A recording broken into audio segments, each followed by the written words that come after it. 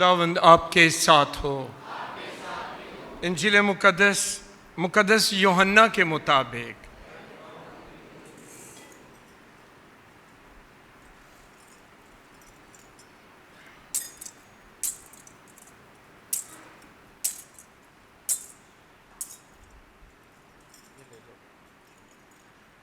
मुकद्दस यूहन्ना की इंजील उसका चौथा बाब 42वीं आयत से लेकर, उस वक्त यसु सामरिया के एक शहर तक आया जो सुकार कहलाता है।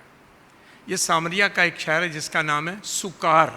उस जमीन के टुकड़े के नजदीक जो यकूब ने अपने बेटे यूसुफ को दिया था, और यकूब का चश्मा वहीं था। और यसु सफर से थक कर यूं ही चश्मा पर बैठ गया, और ये 6 घंटे के करीब था। तब सामरिया की एक औरत पानी भरने आई। यसु ने उससे कहा, मुझे पीने को दे, क्योंकि उसके शागिर्द शहर में रसद खरीदने हुए गए थे।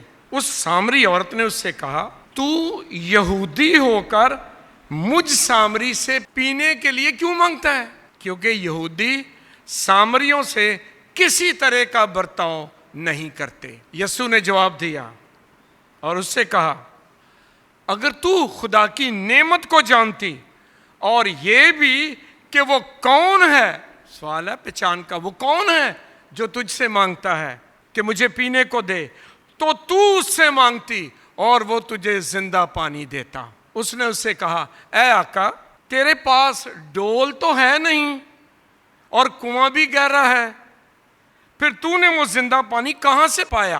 क्या तू हमारे बाप यकूब से बड़ा है, जिसने हमको ये कुआं दिया, और खुद उसने, उसके बेटों ने और उसके जानवरों ने भी इसमें से पिया? यसु ने जवाब दिया और उससे कहा, जो कोई ये पानी पिएगा फिर प्यासा होगा, मगर जो कोई वो पानी पिए जो मैं उसे दूंगा तो फिर कभी प्यासा ना होगा, बल्कि जो पानी मैं उसे दूंगा इसमें वो पानी का चश्मा बन जाएगा जो हमेशा की जिंदगी के लिए जारी रहेगा। औरत ने उससे कहा, ऐ आका, वो पानी मुझको दे, ताकि मैं फिर ना प्यासी हूं और ना दोबारा पानी भरने यहां आऊं। अब यसु ने, वो गुफ्तगू का मौजू बदलने लगा है। यसु ने उस औरत से कहा, जा अपने शोहर को बुला।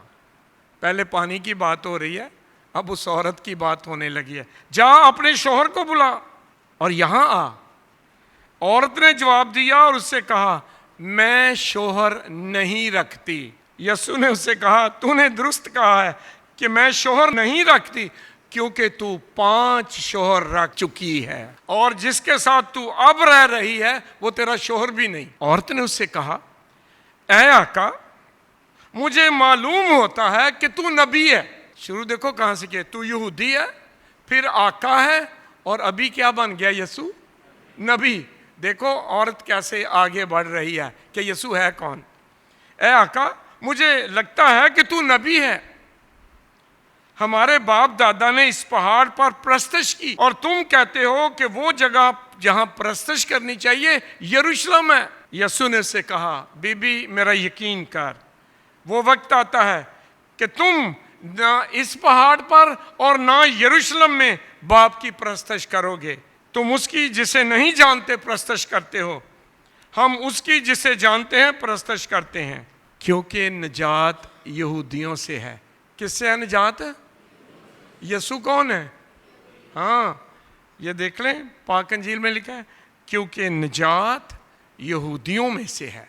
लेकिन वो वक्त आता है, बल्कि अब भी है, कि सच्चे परस्तार रूह और सच्चाई से बाप की परस्तश करेंगे, क्योंकि बाप अपने परस्तार ऐसे ही चाहता है। खुदा रूह है, और जो उसकी परस्तश करते हैं उन्हें जरूर है कि रूह और सच्चाई से उसकी परस्तश करें। एक कदम आगे औरत बढ़ने लगी है।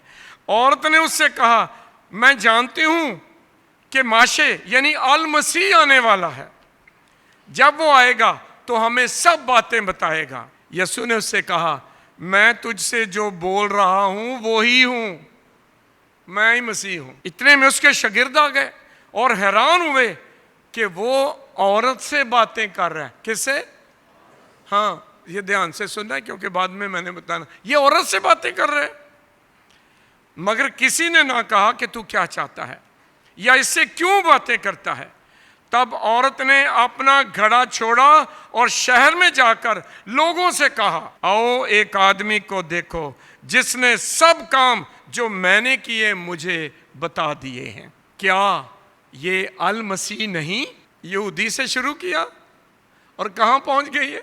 अल मसीह तक। पहचान गई है कि नहीं? पहचान गए? क्या ये अल मसीह नहीं? इस पर सारा शहर बाहर निकला और यीशु के पास आए। इतने में उसके शागिर्दों ने उससे दरखास्त की और कहा, रब्बी कुछ खा ले।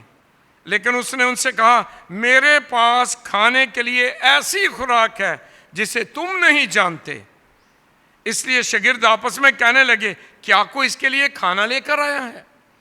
यीशु ने उससे कहा, मेरा खाना यह है कि अपने भेजने वाले की मर्जी पूरा करूं और उसका काम पूरा करूं। क्या तुम नहीं कहते कि 4 महीने के बाद फसल होगी?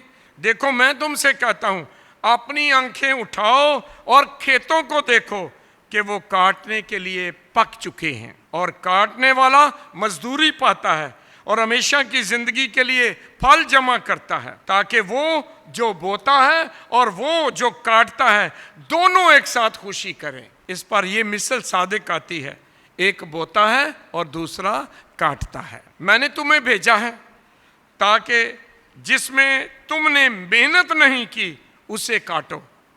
औरों ने मेहनत की है और तुमने उनकी मेहनत में दाखिल हुए हो। और उस शहर के बहुत से सामरी इस औरत के कहने से जिसने गवाही दी, अब ये क्या बन गई है? गवाह बन गई है। Very good.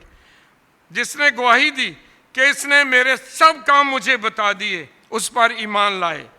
बस उन सामरियों ने उसके पास आकर उसकी मिन्नत की कि हमारे पास रह। चुनाचे वो 2 रोज वहां रहा।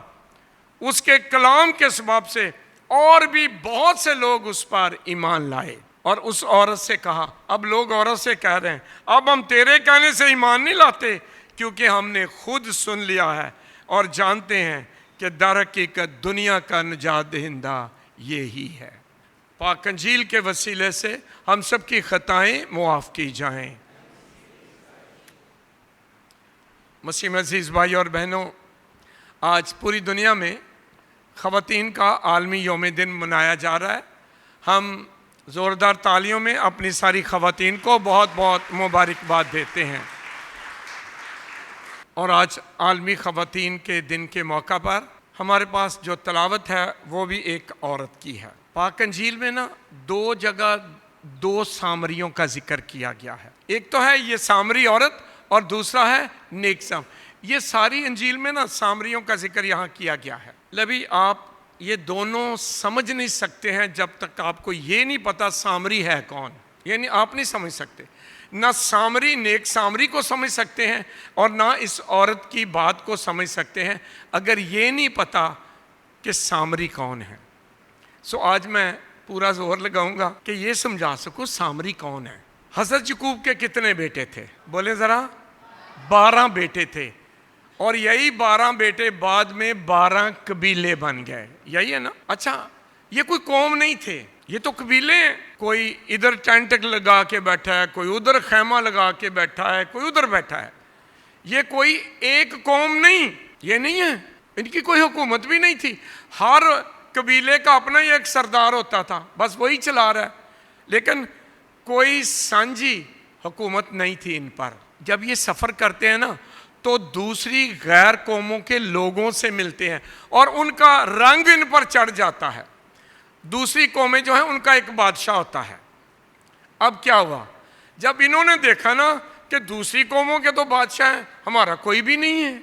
इनका बादशाह नहीं है पर इनका एक नबी है जिसने दाऊद को मसा किया। कौन? सामुएल। ये सारे इकट्ठे हो गए ना 12 कबीले। सामुएल नबी के पास गए। क्या कहने लगे? कहने लगे खुदा से कहे जिस तरह दूसरी कौमों के बादशाह ना, हमारा भी कोई बादशाह बना दे। खुदा ने ना सामुएल से कहा, जाओ इनको कह दो ना मांगो बादशाह। बादशाह इनके साथ बहुत बुरा करेगा, इनको मजदूर बनाएगा, इनकी औरतों को लौंडियां बनाएगा, इनसे काम लेगा, सख्ती करेगा। इनको कहो ना बनाए बादशाह, ना मांगो बादशाह। सामुएल फिर गया, कहने लगा जी चाहिदा ही चाहिदा है। सामुएल फिर खुदा के पास गया, खुदावंद वो नहीं मानते, तो खुदा ने चलो फिर बना दो। पहला बादशाह किसको बनाया? साउल को। साउल इस्राएल कौम का पहला बादशाह है। उसने ना बनते ही बादशाह बनते ही वही काम किया जो खुदा ने कहा था ना ये करेगा। उसने इस्राएल सबको मकान बनाने में, अपना महल बनाने में लगा दिया, उनकी औरतों को लौंडियां बनाया, सारा वक्त काम लेता था। खुदा ने कहा था ना लेना, कहते नहीं नहीं दो। फिर क्या हुआ? उसने गुनाह किया, तो खुदा ने कहा अब इसको नहीं मैंने बादशाह रखना। फिर सामुएल को कहा जा यसी के बेटों में से एक को बादशाह बना दे। बोलो किसको? बाइबल सीखनी हमने, दाऊद को। सो पहला बादशाह इस्राएल का साउल, और दूसरा कौन है? दाऊद। इस्राएल की कौम जो है ना, सबसे मजबूत हुकूमत जो थी ना वो दाऊद की थी। लेकिन जब दाऊद ने अपने बेटे को बादशाह बनाया, किसको? बोलो शाबाश, ठीक है, सुलेमान को। तो खुदा ने उसको बड़ी हिकमत दी थी, लेकिन उसने क्या किया? उसने ना ज़रा गैर कौमें आसपास थी, उनको भी साथ मिलाने के लिए क्या किया? ऐस कौम से भी बीवी ले ली, इससे भी ले ली, वो 100 से भी ज़्यादा बीवियां ले ली। खुदा ने उसको हिकमत दे दी थी और बीवियां ने मत मार देती है। यस, ऐसे ही हुआ। और खुदा ने फिर क्या किया? इस सल्तनत को सुलेमान के वक्त ये लड़ पड़े आपस में और 2 हिस्सों में तकसीम हो गई। किसके वक्त में सल्तनत तकसीम हुई है? और मजबूत किसने किया? दाऊद ने। सुलेमान से टूट गई, आधी इधर और आधी इधर चली गई। अब क्या हुआ? एक हिस्सा जो था ना वो यरूशलेम में दुआ करने जाते थे, ये उनका दारुल खिलाफा यरूशलेम बना। और दूसरी का सामरिया, ध्यान से सुनना है, एक कौम है अशूर, सीरिया जिसको आज हम कह रहे हैं, शाम।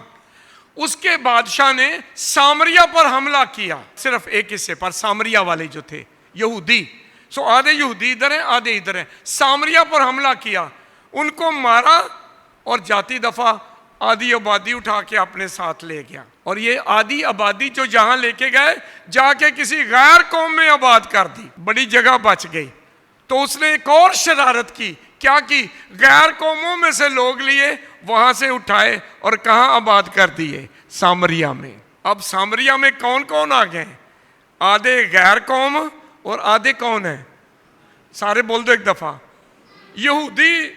साल गुजर गए, आखिरकार यही लोग हैं। तो क्या हुआ होगा? एक दूसरे के साथ शादियां शुरू कर दी। ये यहूदी ये नहीं करते थे, लेकिन अब मिक्स हो गए, ये तो मिक्सचर बन गया, शादियां हो गई, और आगे जो औलाद पैदा हुई है वो तो मिक्सचर हो गया। वो ना गैर कौम के प्योर रह गए हैं और ना यहूदी प्योर रह गए हैं। इनको कहते हैं सामरी। समझ आइए कि नहीं? ये जो मिक्सचर कौम है ना, आधे यहूदी और आधे गैर कौमी, ये मिक्स हो गए। भाई इधर से एक कौम से औरत, दूसरी कौम से मर्द शादी कर ली, तो जो औलाद पैदा हुई है वो कौन है? ना वो यहूदी ना वो। हाँ, वो कहते हैं जी हम आधे यहूदी आधे गैर कौम। और वो अपने आप को कहते थे ये सामरी बन गए। इनको कहते हैं सामरी। ये औरत अब कहाँ से आई है? इस कौम से। वो जो नेक सामरी था वो किस कौम से आया है? इसी कौम से। ये कौम है सामरी। लेकिन एक तरफ दूसरी कौम भी है, यहूदी। उनमें कोई मिक्सचर नहीं, इनमें मिक्सचर हुआ। अब इनके तलकात कैसे हैं जी दोनों के? ये जो प्योर यहूदी है ना, वो बड़े ही नाराज हैं इन पर। वो कहते हैं इनसे कोई तलक ना रखना। क्यों? इन्होंने हमारी नस्ल ही खराब कर दी है। वो कहते हैं सबसे तलक रखना, इनसे ना रखना। यहां तक इनके तलकात खराब थे। ये जो यहूदी थे ना, इन्होंने किसी गांव जाना होता था ना, और रास्ते में सामरियों का कस्बा आ गया, वो ये इसमें से गुजर कर नहीं जाते थे। ये क्या करते थे? ऊपर से गुजर के जाएंगे, लेकिन सामरिया में नहीं जाएंगे। क्यों नहीं जाएंगे? नापाक हो जाएंगे। तो ये ऊपर से होके जाएंगे, दरमियान में से नहीं कभी गुजरेंगे। ये कभी अपने बर्तनों को हाथ नहीं लगाने देंगे, कभी भी नहीं। ये तो किसी सामरी का हाथ लग गया बर्तन फेंक देंगे, ये नहीं हाथ लगाने देंगे। और क्यों नहीं लगाने देंगे? इन्होंने हमारी नस्ल खराब कर दी है। एक बात पक्की है, ये जो दोनों है ना, शरीयत दोनों के पास है, इनके पास भी है, और ये गैर कौमों में शादियां इन्होंने कर ली है, इन्होंने शरीयत की किताबें नहीं खोई। नतीजा क्या निकला? ये लोग जो थे ना, जो प्योर यहूदी हैं, ये कहाँ इबादत करने जाते थे? साल में हैकल में, और इनको नहीं जाने देते थे। कहते थे खबरदार, ऐसी की तैसी, हम नहीं जाने देंगे अपने इबादत खाने में।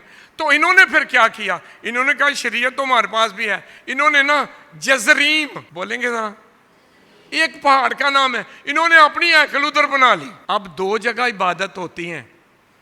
जो प्योर यहूदी है वो कहाँ इबादत कर रहे हैं?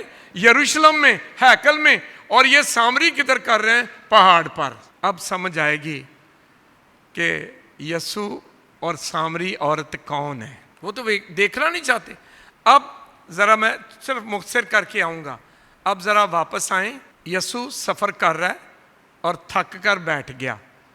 क्यों? यसु सच्चा खुदा और सच्चा इंसान है। सच्चा खुदा तो नहीं थकता है ना, इंसान तो थक जाता है कि नहीं? थक जाता है। यसु भी थक गया और कहाँ बैठ गया? कुएं पे। ये कुआं हर कल्चर में ना ऐसी जगह जहाँ लोग मिलते हैं, जहाँ डायलॉग होते हैं। ये पंजाबी की कहावत है, आवांगे तेरे खूह ते ते गल्लां करांगे तेरे मुंह ते।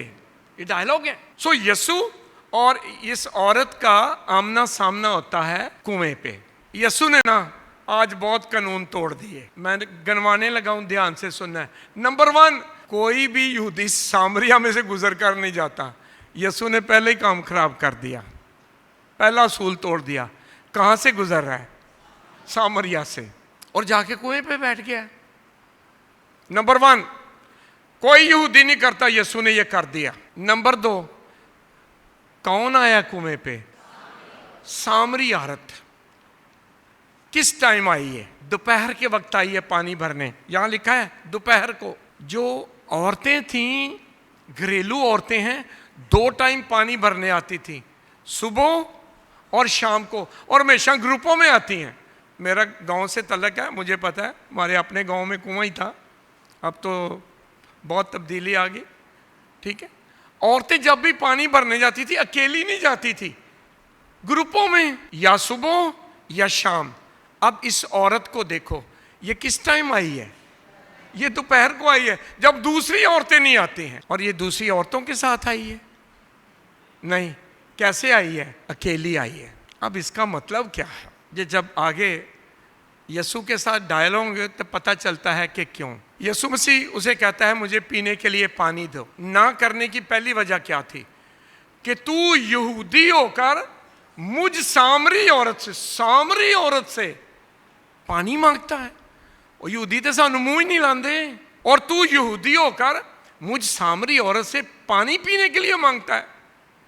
वो परेशान हो गई है। एक तो यसु पहला काम यहूदियों की रवायत के खिलाफ किया, सामरिया में से गुजर कर गया। और दूसरा क्या हो गया? सामरी औरत से पीने के लिए पानी मांग रहा है। ये तो दूसरा काम हो गया। और तीसरा, ये उससे भी खतरनाक है, यसु औरत से बातें कर रहा है। ध्यान से सुनना। यसु उस्ताद और रब्बी है, उसके शागिर्द है ना। कितने शागिर्द थे? 12। सो यसु उस्ताद है। यहूदियों की शरीयत में लिखा है कोई रब्बी, कोई उस्ताद कभी भी अकेली औरत से बात नहीं करेगा। और ये कुएं पे किससे बातें कर रहा है यसु? अकेली औरत से। पहले गांव से गुजरा, दूसरा कुएं से पानी मांग रहा, तीसरा औरत से बात कर रहा है, चौथा सिर्फ औरत से नहीं, सामरी औरत से। और सिर्फ सामरी औरत से नहीं, ये औरत कैसी है? बात करते हैं, क्योंकि कलाम में लिखा है ये औरत ठीक नहीं है। क्यों ठीक नहीं है? यसु ने बात करते करते उसको कहा जा अपने शोहर को बुला, तो झूठ बोल दिया। क्या झूठ बोला है? मेरा शोहर को नहीं।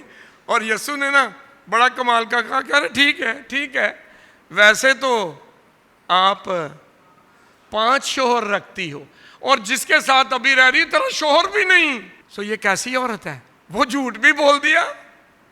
और कितने शोहर?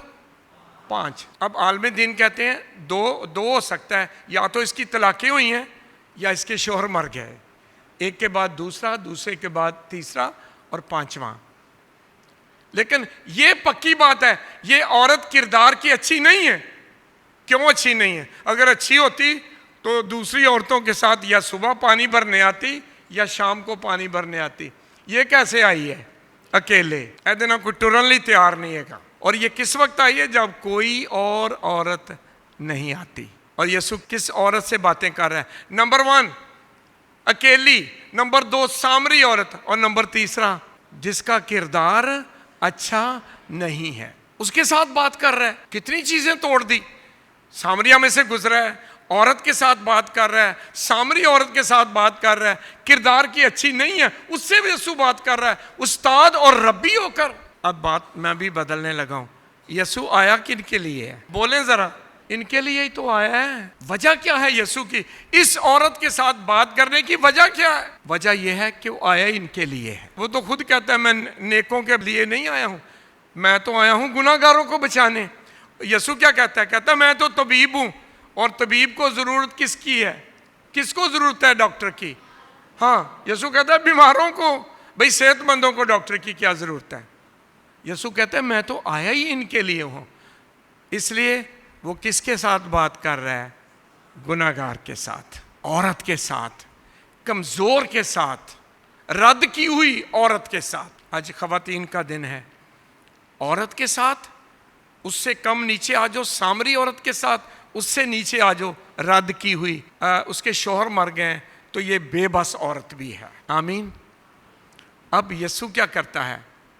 कहता है मैं ही मसीहा हूं, मुझसे मांग, मैंने तुझसे पानी मांगा है। जो पानी तेरे पास है ना कुएं में, अगर कोई पिएगा तो फिर प्यासा होगा, लेकिन जो पानी मैं दूंगा, एक दफा जो पिएगा फिर कभी प्यासा ना होगा। और यीशु वो पानी दे रहा है। इसलिए यीशु ने क्या कहा? जिंदगी की रोटी मैं हूं। यीशु तो किसी चीज का वादा ही नहीं करता, वो सिर्फ जिंदगी का वादा करता। यीशु नहीं प्लाटां का वादा करता ना, कि मैं तुहानू डिफेंस च प्लाट लैके देंगा। नहीं नहीं, यीशु तो सिर्फ जिंदगी की बात करता है। राह, हक और जिंदगी, हाँ मैं यही दे सकता हूं। जिंदगी की रोटी मैं हूं, जो इसमें से खाएगा नहीं मरेगा। यीशु सिर्फ जिंदगी की बात करता है। और इस औरत को जो रद्द की हुई गुनाहगार, उसको जिंदगी देता है।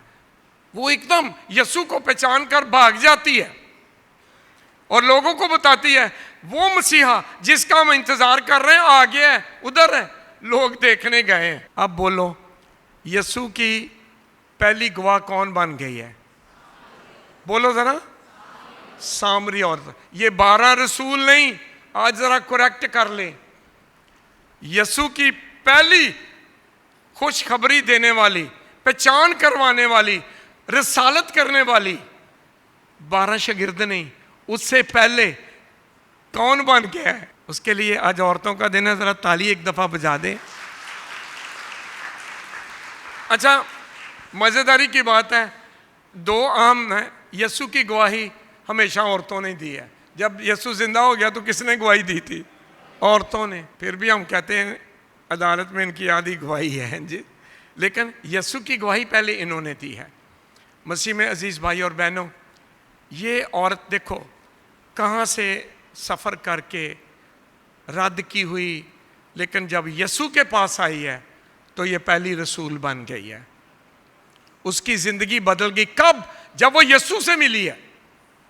यीशु ना इंसान की ज़िंदगी बदल देता है। नंबर 1, वो किसी को रद्द ही नहीं करता। आप सामरी हो, आप औरत हो, आप गुनाहगार हो, यीशु नहीं रद्द करता ना। उसने उसको कबूल किया, उसकी ज़िंदगी को बदलकर, गुनाह वाली ज़िंदगी को बदलकर रसूल बना दिया है। आमीन। आपको पता है यहूदी एक औरत को लेके आए थे जी, ऐन ज़ना के वक्त पकड़ी गई, तो यीशु ने क्या कहा था? जो तुम्हें बेगुनाह है ना, वो क्या करे, ज़रा पहला पत्थर मार देते, सारे ही टुर गए। सारे तो हम गुनाहगार हैं, किसी ने पत्थर ना मारा। तो यीशु ने क्या कहा था? जा, तेरे गुनाह माफ हुए और फिर गुनाह ना करना। यसु बचाने वाला है, यसु जिंदगियां बदलने वाला है, इंसान को बदलने वाला है और अपने जलाल के लिए इस्तेमाल करने वाला है। आज जितने भी हम यहाँ बैठे हैं ना, जिंदगी के किसी लम्हे जरूर खुदा हमारी जिंदगी को छू लेता है। यहाँ बैठे आज खुदा का कलाम जो है ना, आपकी जिंदगी को, मेरी जिंदगी को छू लेता है। ये ना देखें मैं कितना गुनाहगार हूं, वो देखें वो कितना मेहरबान और बख्शनहार है। ये औरत अपनी तरफ देखे तो कुछ भी नहीं, खत्म, लेकिन यीशु की तरफ देखा तो रसूल बन गई है। मैं भी, आप भी, अगर हम अपनी तरफ देखेंगे, जे वेखा मैं अपने वल्ले ते कुछ नहीं मेरे पल्ले, ते जे वेखा तेरियां शाना वल्ले ते बल्ले बल्ले बल्ले। आमीन। यीशु ना निजात देने आया है, रोज़ों के इन दिनों में बस वहाँ देखें, बस उसको देखें। हमारे गुनाह कितने भी होना, उसके खून में धुल जाएंगे, पाक हो जाएंगे। यीशु पर ईमान लाएं, अपनी ज़िंदगी को खोल दें, वो हमें पाक करेगा, वो हमें साफ करेगा, वो हमें माफ़ करेगा। ख़ासकर इन रोज़ों के दिनों में अगर हम गुनाहगार हैं, यीशु के पास आएं, अपनी ज़िंदगी को खोल दें, सलीब के नीचे आ जाएं, धुल जाएंगे, पाक हो जाएंगे और अब्दी ज़िंदगी पाएंगे। खुदा इन रोज़ों के दिनों में हम सबों को अपने गुनाहों से तौबा करने और माफ़ी पाने का फजल बख्शे, मसीह खुदावंद के वसीले से, आमीन।